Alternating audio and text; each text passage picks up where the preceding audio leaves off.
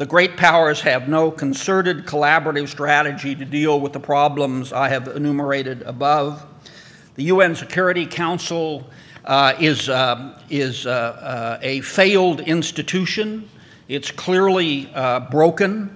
Try this parlor game. Try to think in the last decade of a single issue in which the UN Security Council has solved or even successfully made headway on an international problem.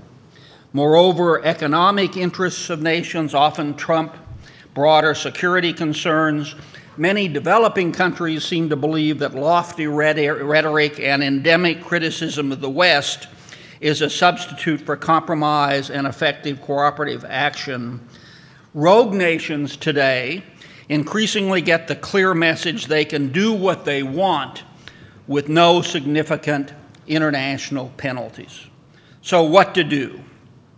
Most important, the great powers need to work much harder to find strategic convergence on the preeminent problems that face the international system: the Middle East peace process, Iraq, Iran, Afghanistan, non-proliferation, the global economy, trade, climate change, and so forth.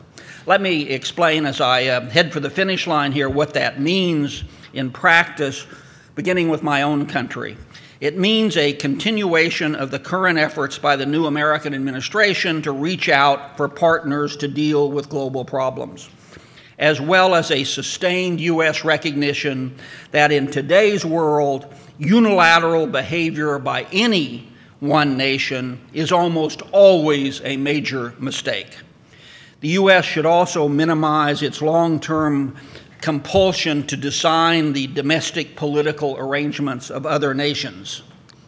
It means an across-the-board improvement in U.S.-Russia and EU-Russia relations and a farewell by Moscow to 19th century balance of power concepts on how best to ensure its security, but it also means a hiatus in NATO's efforts to aggressively project its power and influence into areas in the former Soviet Union. It means steady progress in U.S.-China relations and a strategic reassurance by Beijing that its rise will actually be peaceful. It means an upward trajectory in relations between China on the one hand and Japan and India on the other. And it means, after the ratification of the Lisbon Treaty, a much more effective and active EU role in the world, which would surely be to the globe's benefit. It requires the inclusion of the most important emerging nations, China, India, Indonesia, Brazil, Egypt, South Africa, others, in real global decision-making and not just group photos taken at international summit gatherings. It means a reform of the United Nations Security Council, as my colleagues have mentioned. If you stand back, you might believe it is truly bizarre that 60 years after World War II, that war's victors are the only permanent members of the Security Council. It means a strengthening of the power and influence of all international institutions. The IMF, the World Bank, and the regional international institutions are good places to start. Let me conclude with a few cautionary notes.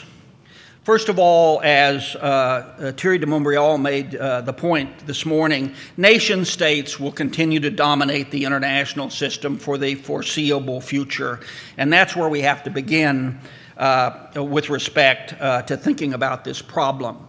Second, in the absence of strategic convergence among the great powers, it will be next to impossible to improve the quality of global governance. Third, that quality is likely to be quite slow in coming. There will be no big breakthroughs, no fundamental epiphanies in which nations suddenly abandon their historical perspective and long-time policy inclinations. That won't happen. Rather, this is work that needs to be done with great patience and quiet, refined diplomacy in a collaborative way, day after day after day. This is a marathon and not a sprint. Friends, however, look at the current dire international situation that I have briefly described.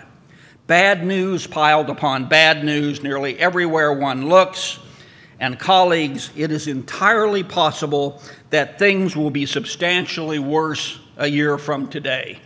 Perhaps you'll agree with me, there's no time to waste. Thank you very much.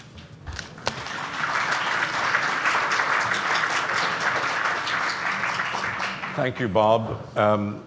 The Russians jokingly would call you an optimist because you believe things can get worse.